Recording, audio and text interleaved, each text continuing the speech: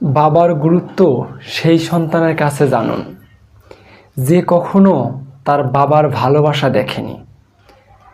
বাবা এমন একজন যিনি সারা জীবন নিজের পরিবারের মুখে হাসি ফোটানোর জন্য নিঃস্বার্থে পরিশ্রম করে যান এবং নিজের সব খুশি বিসর্জন দিয়ে দেন।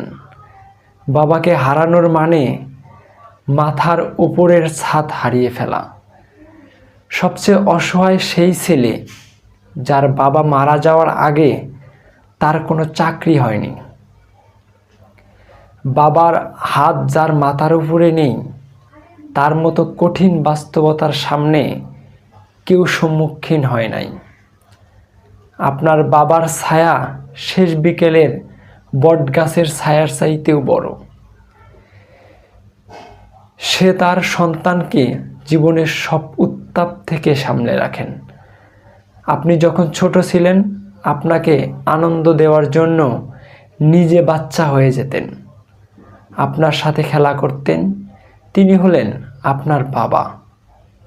বাবা হলো একটি বাড়ির ছাদের মতো। সে নিজে পুড়ে সবসময় সন্তানকে ছায়া দেয়।